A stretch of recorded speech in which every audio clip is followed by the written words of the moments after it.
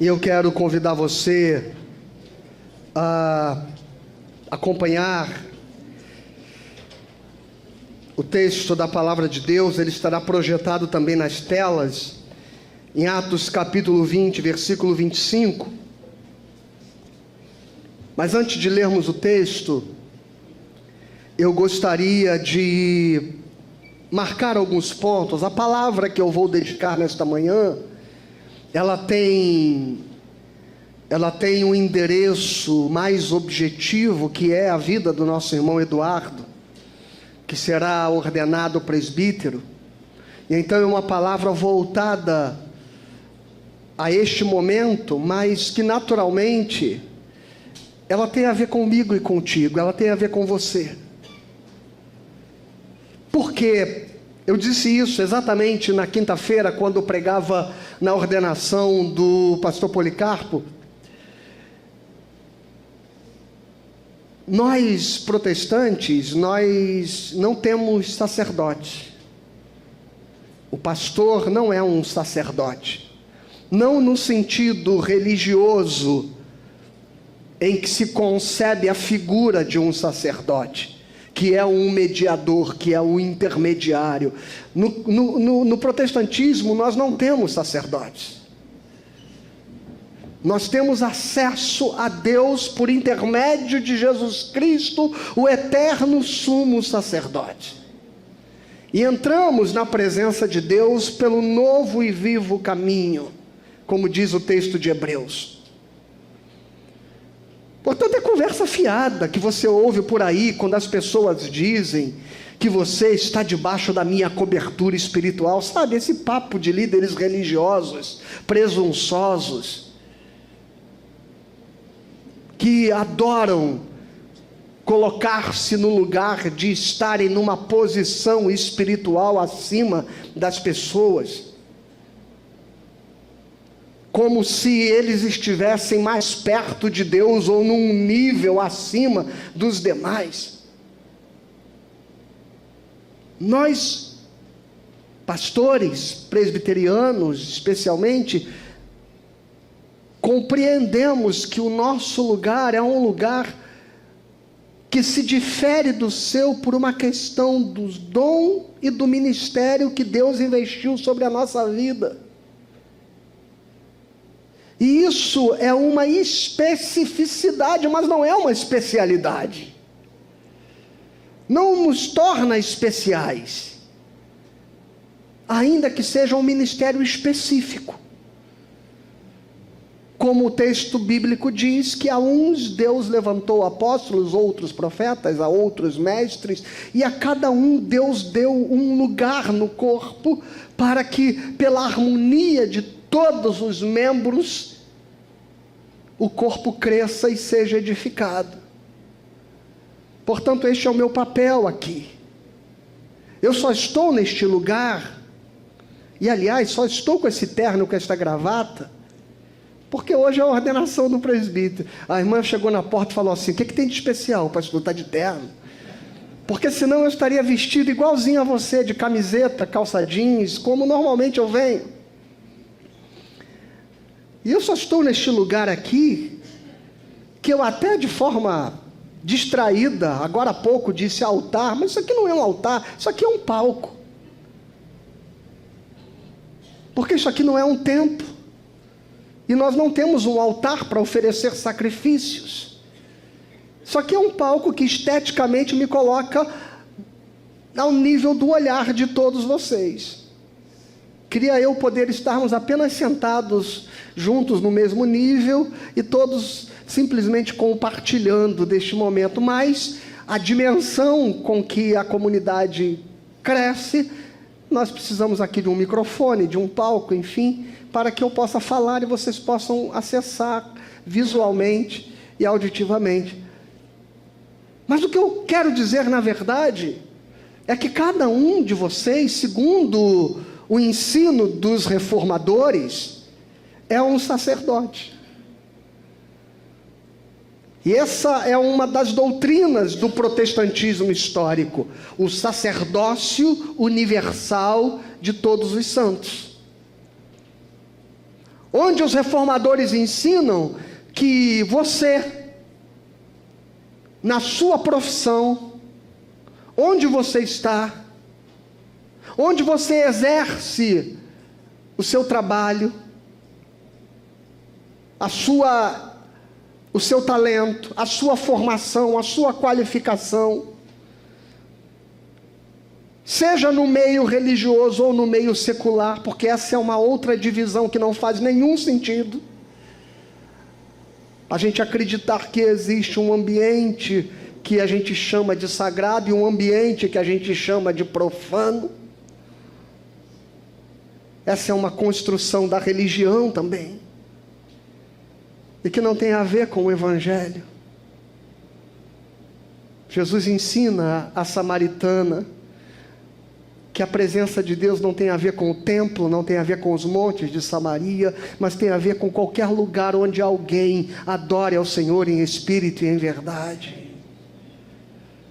De modo que você é um sacerdote lá na escola onde você dá aula, lá na empresa que você administra, lá na corregedoria da guarda municipal, lá no fórum onde você exerce sua advocacia, lá no hospital onde você exerce medicina, enfermagem, lá na sua casa onde você, dona de casa, do lar, trabalha cotidianamente cuidando da sua família, dos filhos. Qualquer que seja a sua função, atividade, trabalho, esse é o seu sacerdócio. Portanto, esta palavra talvez sirva a você, ainda que eu vá direcioná-la de forma imediata ao presbítero, que será ordenado daqui a pouco.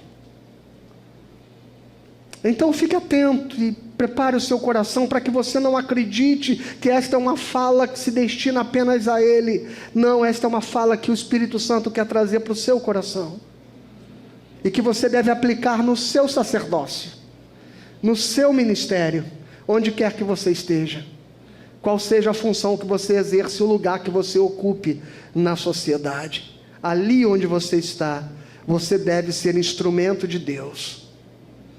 Porque Abraham Kuyper nos dizia que não há 1 centímetro sequer deste planeta sobre o qual Cristo, que é soberano, não tenha o poder e a autoridade de dizer: é meu. Aleluia. A palavra presbítero, porque às vezes a gente ouve, né, presbítero, igreja presbiteriana. A igreja se chama presbiteriana e ela foi organizada desta forma a partir da figura de John Knox na Escócia. Nossa teologia é de João Calvino, em Genebra, na Suíça, francês, mas que pastoreou a igreja de Genebra. Mas nossa eclesiologia, ela nasce na Escócia com John Knox. E nós ganhamos esta nomenclatura, presbiterianos, porque é uma igreja cujo governo é exercido por presbíteros. E eu sou presbítero com os presbíteros. Eles, presbíteros regentes, e eu, presbítero docente. Eu sou o presbítero responsável pela docência e eles pela regência. E assim a igreja presbiteriana se organiza a partir do governo dos presbíteros, eleitos pela comunidade. No contexto do Novo Testamento, inicialmente, o presbítero era uma palavra, ela literalmente do grego presbíteros, significa ancião. Era uma palavra normalmente associada às pessoas mais idosas, mais velhas.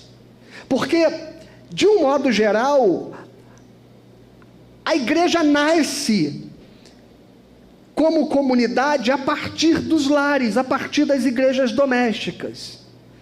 As igrejas paulinas, aquelas que Paulo fundou, Paulo não alugava um galpão e lá instalava uma igreja. Elas nasciam das relações familiares e elas eram domésticas. E a partir dos lares nascia uma comunidade, uma expressão, uma parte do corpo que ali se reunia. Como ele diz, né, a Priscila e Áquila e a igreja que se reúne em sua casa. Então as igrejas eram domésticas e num primeiro momento ela acaba respondendo à mesma estrutura de governo da família, cuja autoridade normalmente estava sobre os ombros do homem mais experiente e mais velho, que era o patriarca e que era o chefe daquele clã familiar. Então, no começo da igreja, estas autoridades familiares também se tornaram autoridades eclesiásticas, porque elas acabavam ordenando aquela comunidade, e eram chamados de presbíteros. Mas depois de um tempo, a palavra presbítero passou a ser usada para todos aqueles que exerciam governo na comunidade de fé e que não necessariamente tinha a ver com a idade, mas tinha a ver com a maturidade espiritual daquela pessoa, que podia muitas vezes ser um jovem, não tão jovem, mas alguém que mesmo jovem pudesse ter maturidade espiritual para conduzir a igreja. E nós vamos ver que em Atos capítulo 14, no versículo 23, a Bíblia diz que na medida em que as igrejas iam nascendo, presbíteros iam sendo designados. Paulo escreve a Tito no capítulo 1, versículo 5, instruindo a estabelecer presbíteros nas cidades. Em 1 Pedro capítulo 5, versículo 1 e 2, os presbíteros são exortados a cuidar do rebanho. Então nós vamos encontrar na Bíblia o presbítero tendo a função de liderar, o presbítero tendo a função de ensinar, o presbítero tendo a função de cuidar dos fiéis, o presbítero tendo a função de tomar decisões junto com os outros líderes. E em muitos momentos a própria palavra presbítero estava associada ao bispo e ao pastor. E por isso que os presbíteros pastoreiam a igreja comigo, porque são pastores. Eu falei aqui algumas funções e eu vou fundamentá-las biblicamente. Por exemplo, em 1 Timóteo 5,17, o apóstolo Paulo diz que os presbíteros governem bem e sejam estimados e dignos de duplicada honra. E a palavra governar aqui tem a ver com a liderança. E ao mesmo tempo que o apóstolo diz em 1 Timóteo que os presbíteros governem, o texto de Hebreus capítulo 13, versículo 17 diz: e que a igreja obedeça aos seus líderes e sejam submissos quando eles estiverem velando por vossas almas. A segunda coisa é que o presbítero ensina. Em 1 Timóteo também 5,17, o apóstolo Paulo diz: especialmente os que se afadigam na palavra e no ensino, falando dos presbíteros. Essa era uma das funções. Em Tito 1,9 ele diz: apegado à palavra fiel, para que seja capaz de exortar pelo reto ensino e convencer os que contradizem. Exortar é uma das funções do presbítero. Aliás, a gente estava assistindo, eu gosto muito da língua portuguesa, viu, irmãos? E sigo um canal no YouTube de uma pessoa que ela dá aula de língua, palavras, vírgulas, e eu adoro aquele canal. Meus filhos ficam me olhando como se eu fosse Eu estava no outro dia de noite, eles estavam movimentando a mesa, eu estava sentado e eu botei lá rodando. Como assim? Assistindo aula de português? Eu adoro essas coisas. E curiosamente, essa semana ela dizia sobre palavras que nós muitas vezes deturpamos o significado. E uma das palavras que ela trabalhou foi a palavra exortar. Porque quando nós lemos a palavra exortação, a gente normalmente associa que exortar é chamar a atenção, né? Não é assim que a gente trabalha a exortação? E exortar não é chamar a atenção. Exortar não é repreender. Exortar é estimular. A palavra exortar significa estimular. Exortando, e Paulo diz assim, que os presbíteros, eles sejam capazes de exortar pelo reto ensino. Então significa estimular, significa trazer ânimo, significa motivar as pessoas. Isso é exortação, não é a repreensão, como normalmente o senso comum construiu. É a função do presbítero cuidar espiritualmente dos fiéis. Em Atos 20, eu vou ler esse texto, diz que mandou chamar os presbíteros e diz: olhai por vós e por todo o rebanho, para pastoreardes a igreja de Deus. E por aí vai. Tomar decisões. Um dos primeiros concílios criados na igreja cristã, desde que ela se forma na era apostólica, acontece em Atos dos Apóstolos, capítulo 15. A grande discussão que estava ali era sobre a evangelização aos gentios. Paulo tinha começado a pregar o evangelho aos gentios e começou a haver uma contenda entre a pregação de Paulo e a pregação dos próprios apóstolos, que acreditavam que a comunicação do evangelho aos gentios deveria ser acompanhada dos ritos e das práticas do judaísmo tradicional, ao ponto deles circuncidarem, observarem os termos da lei, enfim. O colégio apostólico, num primeiro momento, ficou preso a estas tradições do próprio judaísmo. E quando começa a haver a desavença toda, se reúne então em Jerusalém a igreja para discutir a questão a respeito da pregação aos gentios, se eles deveriam ou não deveriam se circuncidar, se eles deveriam ou não observar os termos das tradições da lei de Moisés. E quando isso acontece em Atos capítulo 15, versículo 2, versículo 6, por exemplo, diz que subiram a Jerusalém os apóstolos e presbíteros, e reuniram-se os apóstolos e presbíteros para considerar esta questão. Então os presbíteros, desde o começo da igreja, são aqueles que tomam as decisões pastorais junto com os próprios apóstolos da igreja. E um dos textos mais lindos que se fala dos presbíteros, eu queria que você abrisse e lesse comigo, está em Atos capítulo 20, versículo 25.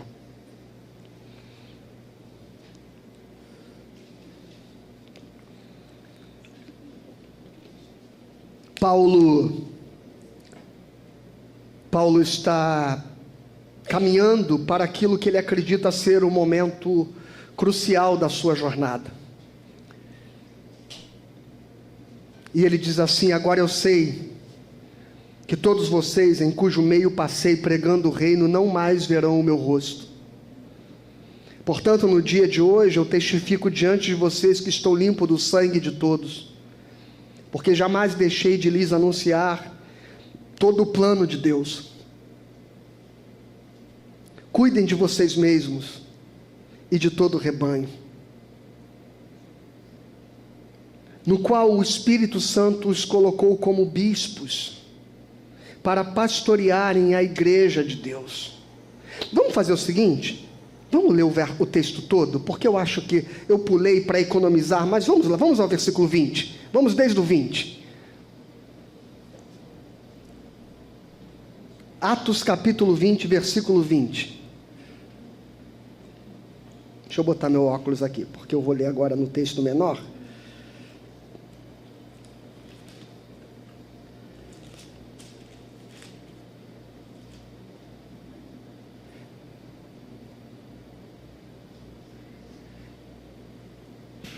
Perdão, vamos ao 17. De Mileto, Paulo enviou uma mensagem a Éfeso. Esse versículo é fundamental, né? Para saber que ele estava falando com os presbíteros. De Mileto, Paulo enviou uma mensagem a Éfeso, pedindo aos presbíteros da igreja que se encontrassem com ele. E quando chegaram, Paulo lhes disse: vocês sabem como me conduzi entre vocês em todo o tempo, desde o primeiro dia em que entrei na província da Ásia, servindo o Senhor com toda humildade, com lágrimas e com provações que me sobrevieram pelas ciladas dos judeus. Vocês sabem que jamais deixei de anunciar o que fosse proveitoso e de ensinar isso a vocês publicamente e também de casa em casa. testemunhando tanto a judeus como a gregos o arrependimento para com Deus e a fé em nosso Senhor Jesus Cristo. E agora, impelido pelo Espírito, eu vou para Jerusalém, não sabendo o que ali vai me acontecer, exceto que o Espírito Santo de cidade em cidade me assegura que prisões e sofrimentos estão à minha espera. Porém, em nada considero a vida preciosa para mim mesmo, desde que eu complete a minha carreira e o ministério que recebi do Senhor Jesus para testemunhar o Evangelho da graça de Deus. E agora eu sei que todos vocês em cujo meio passei pregando o reino, não mais verão o meu rosto. Portanto, no dia de hoje, testifico diante de vocês que estou limpo do sangue de todos, porque jamais deixei de lhes anunciar todo o plano de Deus. E agora sim, preste atenção a partir do verso 28. Cuidem de vocês mesmos e de todo o rebanho no qual o Espírito Santo os colocou como bispos, para pastorearem a igreja de Deus, a qual ele comprou com seu próprio sangue. Eu sei que depois da minha partida aparecerão no meio de vocês lobos vorazes, que não pouparão o rebanho, e que até mesmo entre vocês se levantarão homens falando coisas pervertidas para arrastar os discípulos atrás de si. Portanto, vigiem, lembrando que durante 3 anos, noite e dia, não cessei de admoestar com lágrimas cada um de vocês. Agora, pois, eu os entrego aos cuidados de Deus e à palavra da sua graça, que tem poder para edificá-los e dar herança entre todos os que são santificados. De ninguém cobicei prata, nem ouro, nem roupas. Vocês mesmos sabem que estas minhas mãos serviram para o que era necessário a mim e aos que estavam comigo. Em tudo tenho mostrado a vocês que trabalhando assim... faltou meu texto aqui. Em tudo tenho mostrado a vocês que trabalhando assim...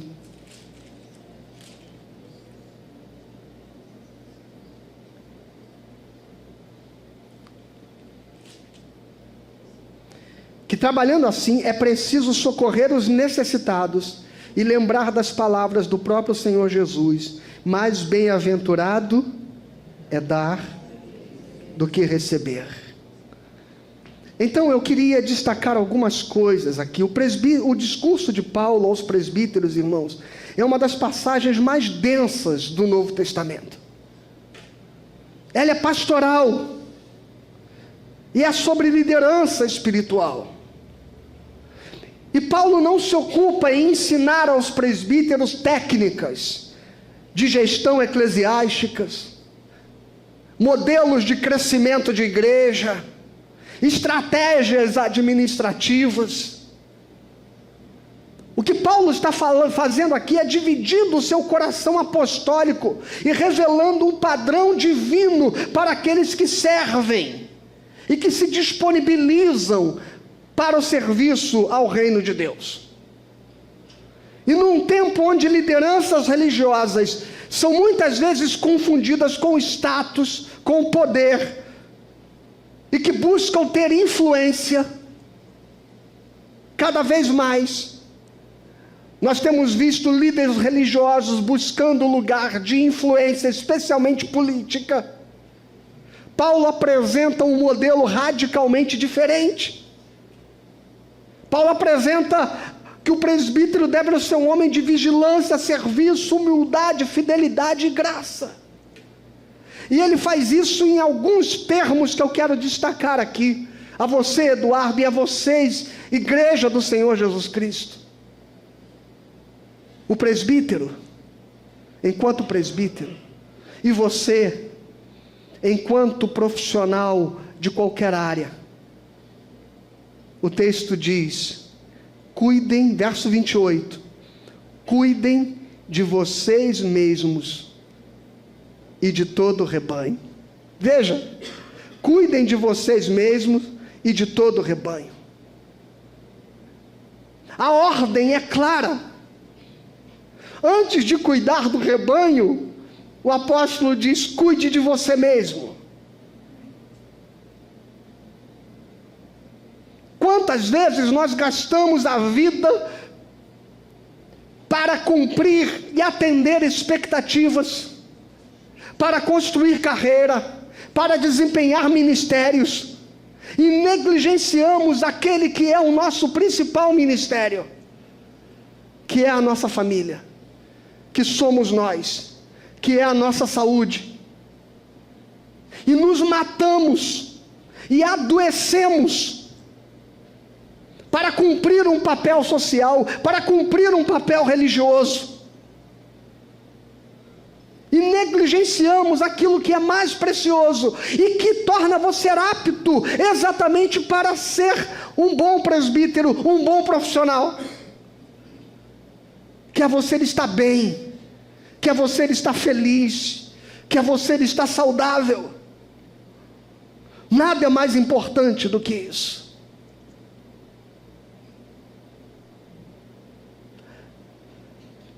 Eduardo foi eleito na eleição que aconteceu, que dia mesmo? Foi final de janeiro.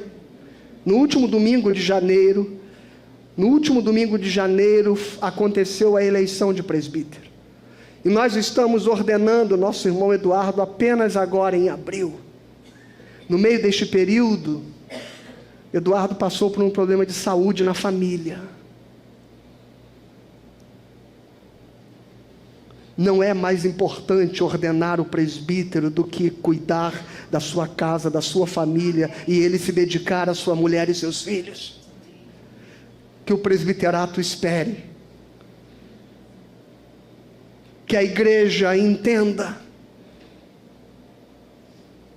que estes homens têm limites, que o pastor tem limites, e que você entenda quais são os seus limites, para que você não seja consumido por objetivos, sonhos e planos que destroem a sua saúde, a sua família, os seus relacionamentos, para que você obtenha sucesso no desempenho da sua profissão e da sua atividade. Cuida primeiro de você, cuide de você mesmo e também do rebanho.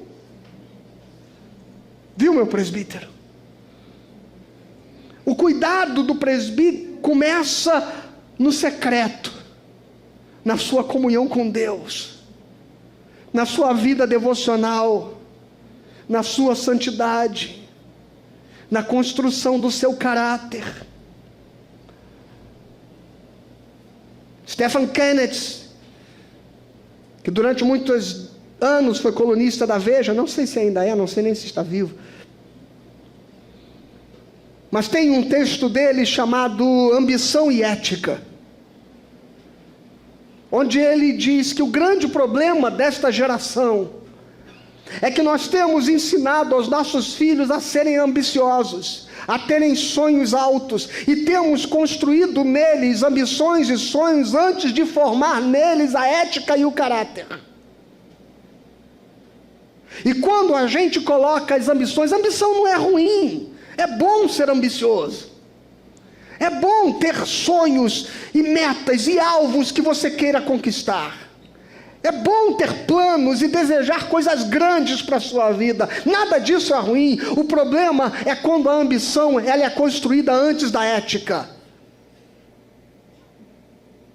Porque uma vez estabelecido o sonho e o desejo, sem o caráter e a ética, a gente atropela os limites daquilo que é bom, daquilo que é correto, daquilo que é belo, daquilo que é verdadeiro, daquilo que é honesto, daquilo que é humano, daquilo que é empático, solidário, e a gente passa a viver em torno das nossas ambições, e indiferente a qualquer dor, a qualquer grito e a qualquer outra necessidade. E a gente atropela os tempos da vida, os processos da vida, porque a gente escolheu ambicionar antes de construir a ética e o caráter. Construa o seu relacionamento com Deus, Ele está em primeiro lugar. Cuide de si mesmo, cuide do seu coração, cuide da sua vida, cuide da sua saúde, porque nada mais é importante.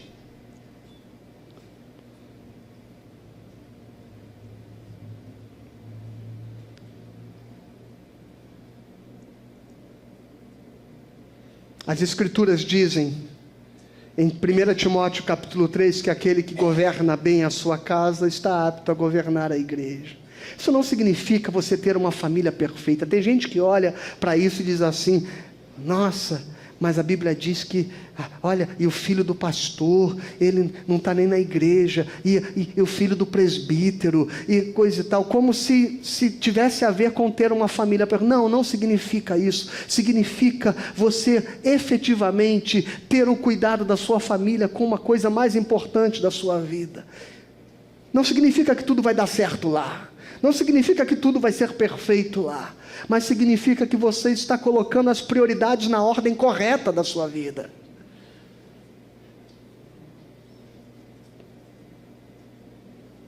A igreja precisa de homens inteiros, viu? E não apenas disponíveis, viu, meus presbíteros? E às vezes nós queremos estar sempre disponíveis. Mas a gente está quebrado. Cuidado para que você não esteja vivendo uma vida tentando estar disponível, enquanto o seu coração está quebrado, enquanto você está triste, enquanto você está abatido.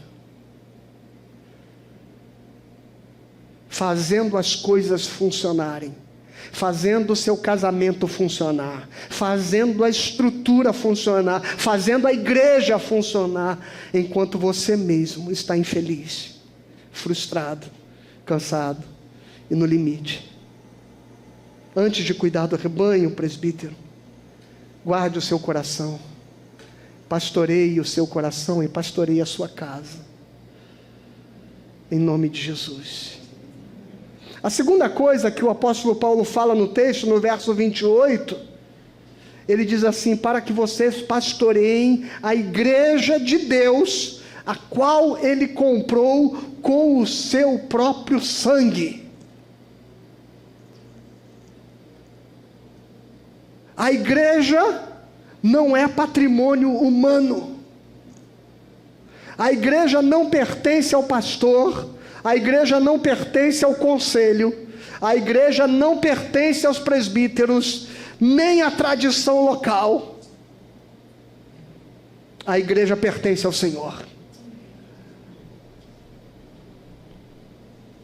E talvez um grande equívoco das lideranças religiosas seja a ideia de que a igreja lhes pertence.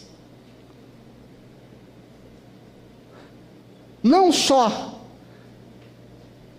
por isto levar a uma ilusão de poder, mas também por levar a uma ilusão de responsabilidade. Como se fosse nossa a responsabilidade da igreja crescer, da igreja prosperar, da igreja ser abençoada, e nos sentimos culpados quando alguma coisa dá errado, quando alguém vai embora, quando alguém deixa o hall de membros. Entenda o que o apóstolo Paulo diz aos coríntios: um plantou, outro regou, mas é Deus que dá o crescimento. A igreja é do Senhor, e Jesus Cristo comprou ela com o seu próprio sangue. Como nos apropriar daquilo que foi comprado por um preço tão alto? Como transformar isso num projeto pessoal? Como transformar isso numa missão pessoal? Como transformar isso num lugar onde eu vou exercer poder e vou querer construir sucesso? Isto significa ir contra o próprio Cristo, que deu a vida para comprar esta igreja. Estes membros, estas ovelhas, nunca esqueçam disso, presbíteros, pertencem ao Senhor.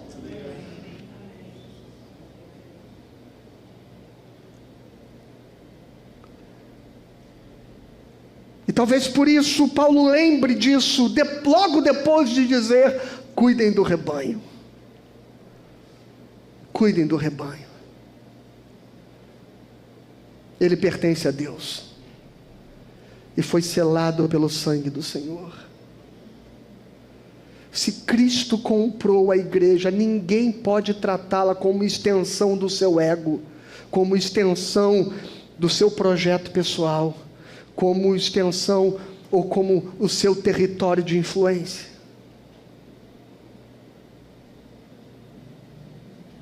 A gente é presbiteriano, né? A igreja presbiteriana, eu acho o sistema de governo presbiteriano o mais adequado, na minha opinião, é claro que é a minha opinião, entre as denominações evangélicas, por ele ser democrático em toda a sua essência. Mas ela tem umas coisas interessantes. Em alguns lugares do presbiterianismo, disputa-se o cargo de presbítero, fazendo até campanha na igreja. Fazendo campanha, boca de urna, distribuindo santinho. Não, vocês estão achando que é piada isso? Não é não. Tem gente que acha que é dono de igreja. Tem gente que acha que aquilo é o lugar de ele exercer poder. E às vezes eu me sinto muito mais motivado a estimular oficiais que muitas vezes dizem assim, não, eu não quero, eu me sinto despreparado, não estou pronto, do que aqueles que aparecem dizendo, eu quero, eu estou afim. Porque eu sempre me pergunto, quais são as motivações que você tem? Teve uma vez que teve uma confusão numa assembleia na igreja presbiteriana, que o presbítero, ele não concordou com a decisão, e ele questionou, e ele foi voto vencido, e aí ele pegou o livro de ata, e roubou, e saiu, tá rindo, Teco?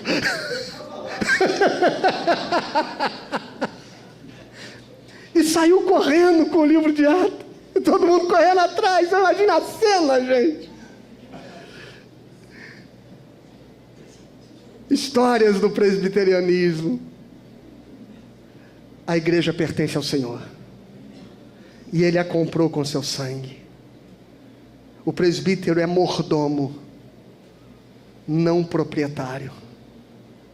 O presbítero é aquele que cuida daquilo que é do Senhor. O presbítero é servo e não dono. Onde quer que você esteja, viu? Isto serve para mim e para você. Onde quer que nós estejamos, entenda isso.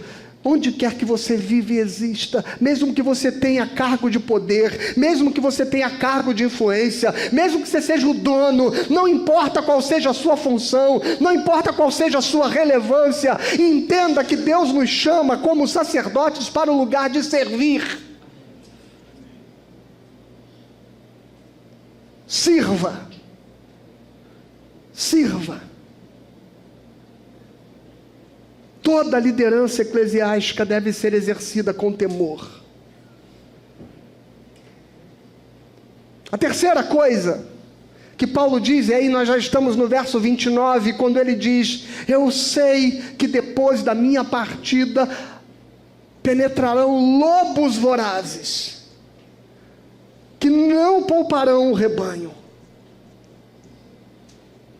Ao ler este começo de verso, parece que Paulo está falando de ameaças externas, de gente que vai vir de fora para tentar contaminar, enganar e corromper a igreja. Mas passa o verso, vamos continuar lendo o texto, porque Paulo diz o seguinte, e que até mesmo entre vocês se levantarão homens falando coisas pervertidas. E olha, esta frase é muito importante, para arrastar discípulos atrás de si. Os perigos podem vir de fora, mas eles também surgem de dentro. Homens que falam coisas perversas para arrastar discípulos atrás de si. Cuidado, viu, meu irmão, minha irmã. Você que exerce liderança na igreja, você jovem que está exercendo liderança, você irmão que está exercendo liderança no seu ministério, você presbítero que será ordenado, cuidado você na sua empresa, na corporação onde você atua, porque muitas vezes nós somos tentados a trazer gente atrás de nós, a construir apoiadores para as nossas ideias, a reunir em torno da nossa fala os nossos simpatizantes, a provar que a gente tem razão. E estas coisas dividem não só a igreja, dividem a empresa, dividem os negócios, dividem a família. E um dos equívocos é querer arrebatar discípulos. O presbítero, o líder, você não deve alimentar vaidades na sua vida, preferências pessoais ou disputa. Onde quer que você esteja, busque o bem comum. Às vezes na família, o marido e a esposa estão em algum conflito e ficam disputando a preferência dos filhos. Fica cada qual construindo a sua narrativa para que o filho esteja do lado de um ou do lado de outro. Casais se separam e vão produzindo aquilo que se chama inclusive de alienação parental. É a mãe que fala mal do marido, do pai para o filho, é o pai que fala mal da mãe para o filho, porque ficam querendo angariar simpatizantes, pessoas que o apoiem e que o façam ter certeza de que ele está certo, de que ele tem razão. E isso destrói a igreja, destrói a família, destrói sociedades, destrói onde quer que nós estejamos. Lideranças maduras protegem a unidade da igreja. Lideranças maduras protegem a unidade da igreja. Lideranças imaturas e inseguras dividem. Homens piedosos, mulheres piedosas unem, produzem unidade. Então você como presbítero, meu irmão, você como líder, minha irmã, meu jovem, meu querido, minha querida, qualquer assunto que seja, a sua preocupação deve ser sempre: os meus gestos, as minhas palavras, as minhas ações vão produzir unidade ou vão produzir divisão?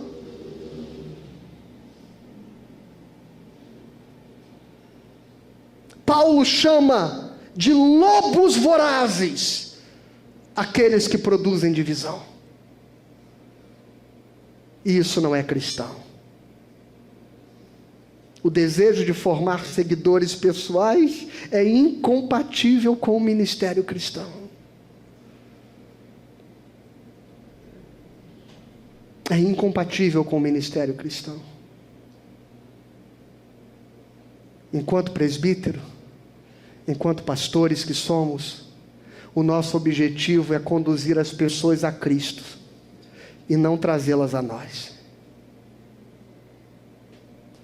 Então, onde quer que você lidere, onde quer que você atue, onde quer que você exerça qualquer nível de poder, avalie suas palavras, suas atitudes e, sobretudo, suas intenções.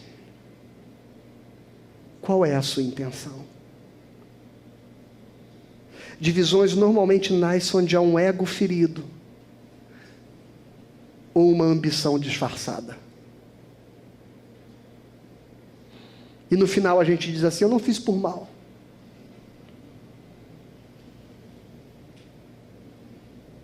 Será? Não tem videozinho do TikTok? Será?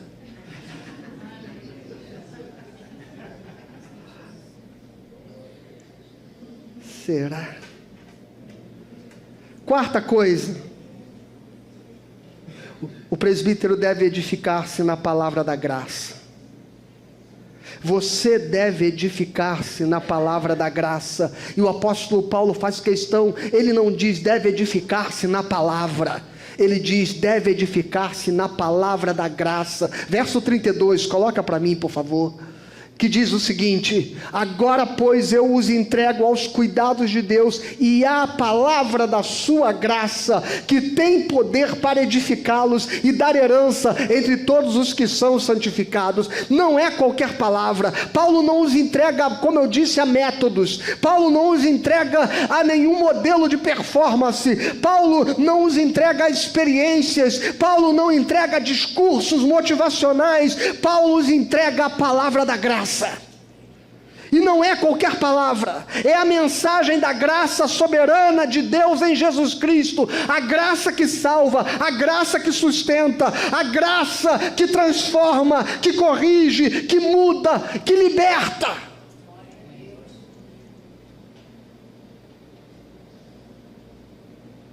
E muitas vezes nós seremos tentados a corromper a palavra da graça. De vez em quando eu vejo algumas pessoas se comportando de forma dissoluta, irresponsável, irreverente, descomprometidas, às vezes como pastor eu fico tentado a fazer umas ameaças espirituais, sabe?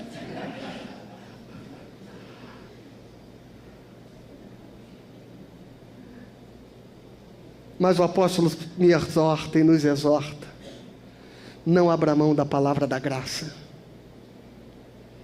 Quem quiser, como diria Dietrich Bonhoeffer, baratear a graça, eu não tenho o que fazer. Mas ou você entende que Deus te ama, e que porque Ele te ama, você deve amá-lo, ou faça o que você quiser da sua vida.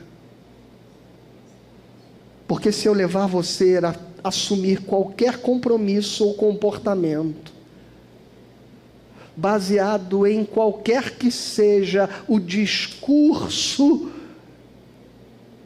de constrangimento, eu não estarei fazendo você uma pessoa melhor. Talvez eu esteja fazendo de você um religioso mais ortodoxo, mas sem nenhuma mudança de caráter, de consciência, de liberdade, sem vida. Então não me interessa que você dê dízimo porque você se sente obrigado, não me interessa. Pastor, mas a arrecadação está caindo, o que eu posso fazer? Ou você entende a graça de Deus, ou você não entende.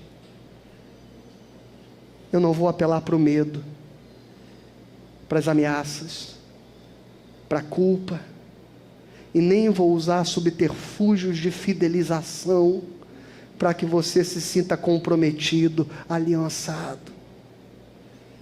Eu queria que você de fato se apaixonasse, sabe, porque é tão bonito. Ontem a gente estava aqui, irmãos, 6 casais de pessoas carentes aqui, de véu, grinalda, terno, roupas, madrinhas, padrinhos, casando aqui neste púlpito. Alguns irmãos e irmãs apoiando, alguns casais da igreja participando, mas muito poucos. Eu queria que você se apaixonasse e sentisse a dádiva de poder estar aqui e ver aquilo acontecer e dizer: eu fiz parte disso e abençoei essas vidas. Queria ver os casais da igreja motivados, os jovens mobilizados, como estiveram aqui no culto jovem passado, no sábado, que foi uma bênção. Mas nenhum discurso da nossa parte será para lhe constranger, seja para vir, seja para participar, seja para dar o dízimo. Aliás, eu costumo até dizer: se você não quer vir à igreja, não venha. Porque se você não faz isso por liberdade, fazê-lo por rito não tem o menor sentido, nem para Deus e nem para você.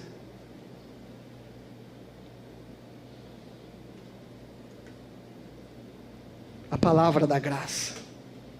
A última coisa, no verso 33, coloca para mim: de ninguém eu cobicei prata, nem ouro, nem roupas. Passa.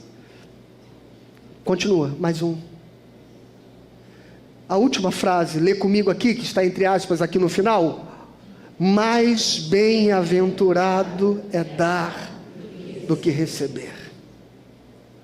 Paulo encerra a sua palavra aos presbíteros dizendo que servir no reino de Deus não está na dimensão da dívida, da reciprocidade, do reconhecimento, da recompensa. Está na dimensão da dádiva. Da dádiva. Eu sei que certamente você trabalha para receber um salário. Eu sei que certamente é correto e justo que você o receba. Mas se aquilo que você faz da sua vida tem a ver tão somente com a recompensa que você recebe, possivelmente isso não vai trazer realização para a sua alma.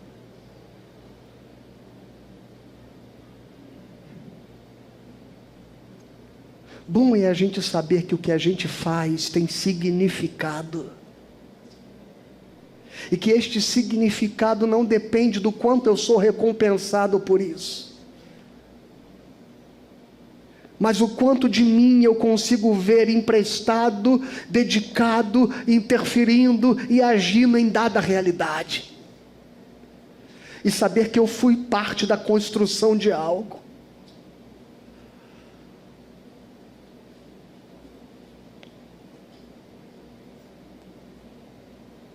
Eu viajei no final de semana passado, eu estava na cidade de São José do Barreiro, e fomos jantar no restaurante mais tradicional da cidade, que é o Rancho. Recomendo você ir a esta cidade e fazer uma visitinha ali depois de Bananal, ali já chegando, já em São Paulo, na antiga estrada Rio-São Paulo, ali antes de ter a Dutra, na rodovia dos Tropeiros.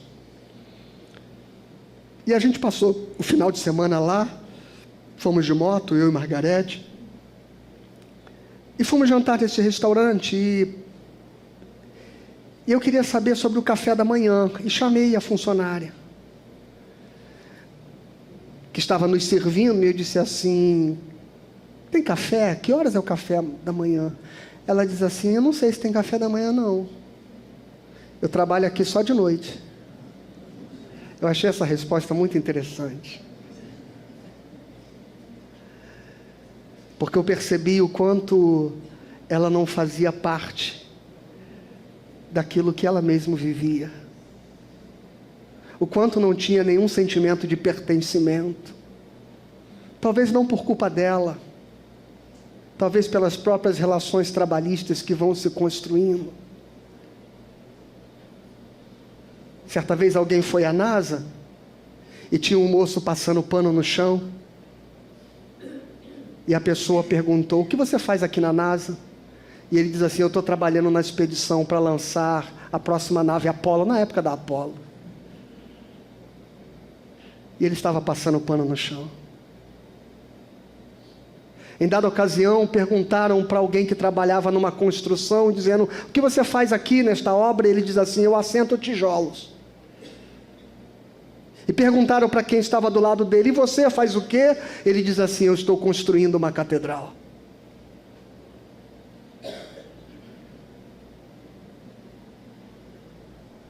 Sabe, irmãos, servir e ter um propósito na vida não tem a ver com a recompensa.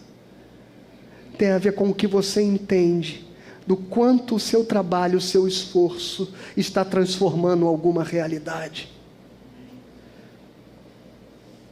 Não importa, viu? Você, mãe, esposa, dona de casa, e vocês, mulheres, sabem muito bem do que eu estou dizendo. Quantas vezes vocês se sentem invisíveis? Fazem tantas coisas e ninguém reconhece. Não elogiam quando a comida está boa, mas criticam se ela estiver ruim. Não percebem o quanto você trabalhou lavando o banheiro, cuidando da casa. Não que isso seja obrigação das mulheres, mas eu estou tecendo aqui um quadro de como se constrói a sociedade, e não estou reafirmando este ideal, viu? Por favor, para que você não diga que eu estou dizendo que a função das mulheres é lavar banheiro, cuidar da casa e fazer comida. Aliás, quem faz a comida lá é o Ronildo, né, Ronildo? Né, Márcia?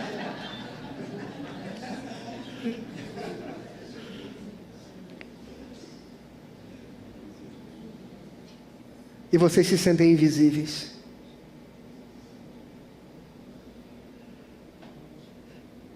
Não se entristeçam por isso. Ainda que o ideal não seja esse, porque lá em Provérbios 31, quando fala da exuberância daquela mulher, lá no finalzinho do texto está dizendo assim: o seu marido e os seus filhos a louvam. Esse deveria ser o padrão. Mas se isso não acontecer, saiba que a sua recompensa não é o reconhecimento que você recebe, mas é o resultado daquilo que você constrói.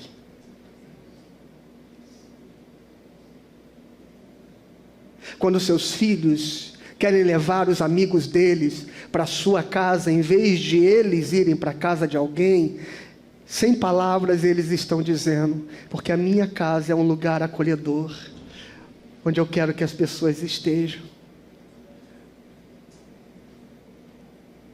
porque lá tem um lar. Deus vê o que você faz. O vosso trabalho não é vão no Senhor. Então, meu presbítero, eu termino aqui, não se esqueça disso. O texto mostra que o verdadeiro presbítero cuida de si mesmo, da sua família e depois do rebanho. O texto mostra que ele reconhece que a igreja pertence a Deus e que não é um projeto pessoal.